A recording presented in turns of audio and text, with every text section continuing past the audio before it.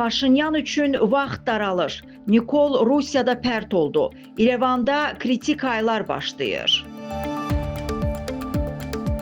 Ermənistanın baş naziri Nikol Paşinyan Rusiyanın Sankt-Peterburg şəhərində Avrasiya Ali İqtisadi Şurasının iclasında iştirak eləyib. Nikol Paşinyan eyni zamanda Sankt-Peterburgda erməni diasporu ilə görüşüb. Baş nazir çıxışlarında müasir Ermənistanın dövlət maraqlarını ön plana çıxarıb, lakin görüş soyuq keçib və Paşinyan diaspor tərəfindən tənqid olunub. Səfər zamanı Paşinyan tarixi Ermənistan anlayışı ilə müasir dövlətçiliyi fərqləndirərək praktik siyasət yürüdəcəyini vurğulayıb. Paşinyanın Sankt-Peterburgda erməni diasporu tərəfindən soyuq qarşılanması ilk baxışda adi diplomatik etiket çərçivəsində baş vermiş kiçik bir hadisə kimi görünə bilər. Lakin vəziyyətin mahiyyətinə daha yaxından baxdıqda bu reaksiyanın daha dərin siyasi və ideoloji fərqliliklərin açıq göstəricisi olduğu aydın olur. Uzun illər ərzində Ermənistanın xaricdəki əsas dayaqlarından biri sayılan diaspor bu dəfə mövcud hakimiyyətə qarşı açıq bir məsafə nümayiş etdirib. Əslində iki tərəf arasında münasibət uzun müddətli gərgin idi. Xüsusilə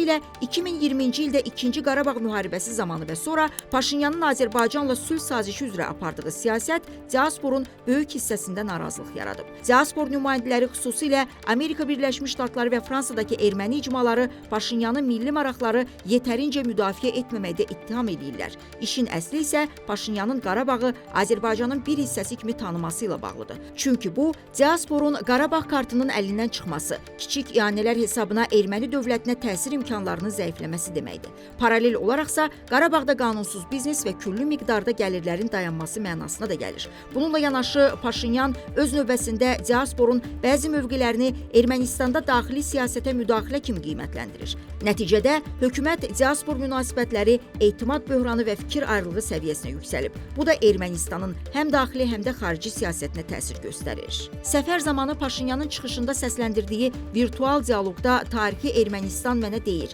mənim yolumla getmə, Ermənistan Respublikasını tarixi Ermənistanın bir hissəsinə çevirmə, çünki o əsl dövlətdir açıqlaması onun ideoloji və siyasi mövqeyini aydın şəkildə göstərir. Burada o, tarixi Ermənistan anlayışı ilə müasir Ermənistan Respublikasını fərqləndirir. Paşinyan vurğulayır ki, mövcud dövləti qorumaq və onun maraqlarını təmin etmək tarixi ideallardan daha önəmlidir. Bu, onun lider kimi reallıqlara əsaslanan siyasət yürütmək niyyətini əks etdirir. Bu yanaşma Azərbaycanda sülhün əldə olunması və regionda iqtisadi, nəqliyyat və enerji layihələrində iştirak perspektivləri ilə bağlıdır.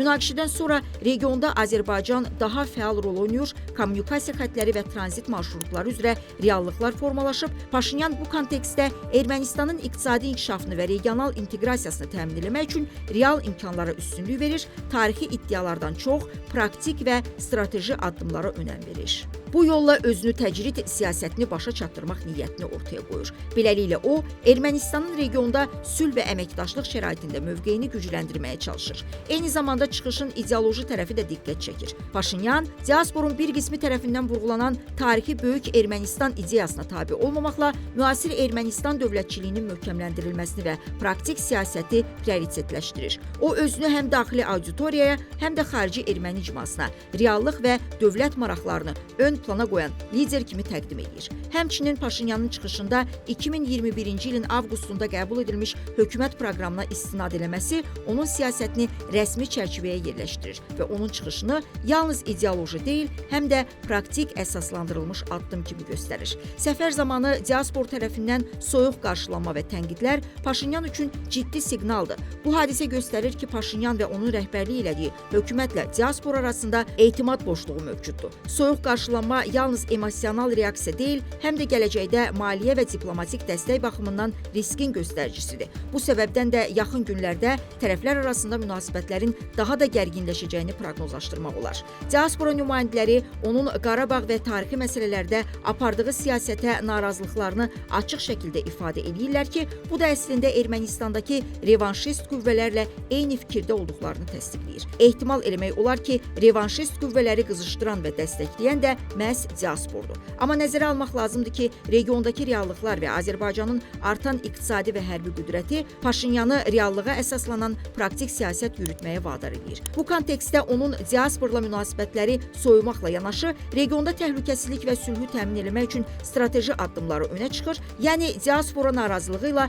Paşinyanın regiondakı reallıqlara uyğun siyasət yürütmə zəruriyyəti arasında gərgin balans yaranır. Erməni diaspora ilə münasibətlərin korlanması kontekstində həbsdə olan iş adamı Samvel Karapetyanın ətrafında formalaşan Öz Yolumuzla hərəkatının aktivləşməsi Ermənistan siyasi mənzərəsində yeni və gərgin mərhələnin başlanğıcı kimi qiymətləndirilə bilər. Hərəkatın 2026-cı il parlament seçkilərində baş nazir postuna namizəd irəli sürəcəyini açıqlaması, müxalifətin indiyədək parçalanmış və təsirsiz olduğu bir dövrdə həm daxili, həm də beynəlxalq aləmdə diqqət cəlb etməsinə imkan yaradır. Seçki ilinin Ermənistanda gərgin keçəcəyi proqnozlaşdırıldığından Karapetyan ətrafında formalaşan alternativ siyasi güc həm Paşinyan hökumətinə qarşı, həm də daxili müxalifət arasında yeni balansların yaranmasına səbəb ola bilər. Karapetyan uzun illər ərzində iqtisadi resursları və xüsusilə xarici diasporla qurduğu sıx əlaqələr sayəsində təsir imkanlarına malik fiqur kimi tanınır. Onun həbsdə olması isə hərəkatın ətrafında siyasi təzyiqə məruz qalan alternativ güc imicini formalaşdırmaq üçün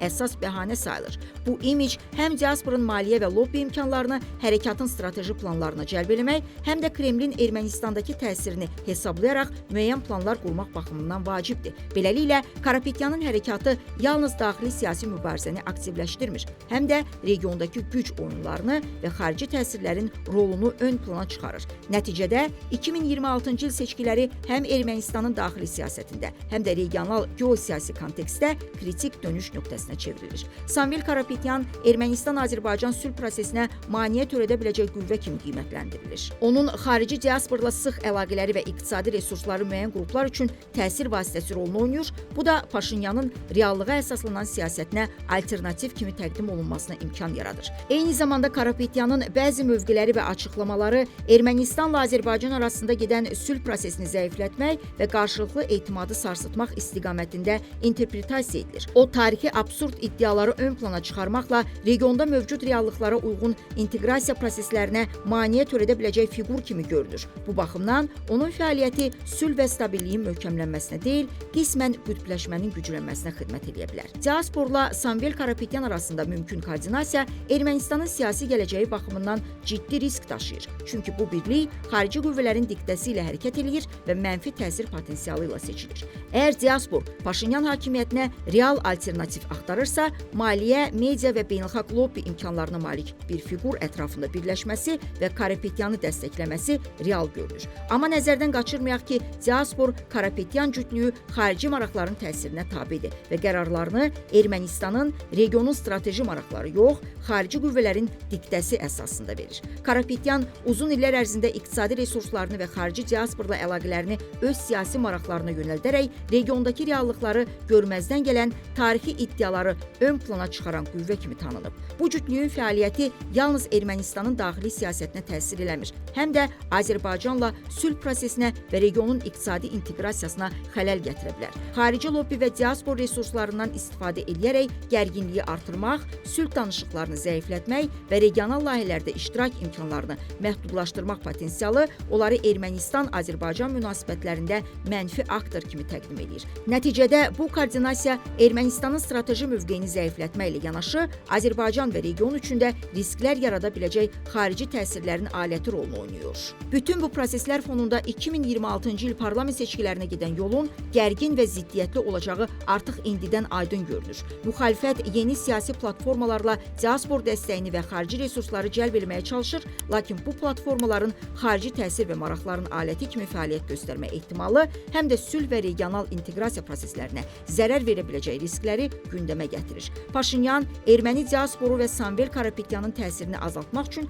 regionda sülhü və iqtisadi inteqrasiyanı qorumağa yönəlmiş addımlarını sürətləndirməlidir. Bununsa əsası sülh müqaviləsinin imzalanması prosesini sürətləndirmək və Azərbaycanın haqlı tələblərini yerinə yetirmək, sərhədlərin demarkasiyası prosesini tezləşdirmək və rəsmi Bakının jestlərinə qarşılıq verməkdən keçir. Bu strategiya Azərbaycanla münasibətləri korlamadan, sülh və əməkdaşlığı prioritetə çevirərək diaspor və Karapetyanın yaratmaq istədiyi gərginliyi neytrallaşdırmağa xidmət eləyir.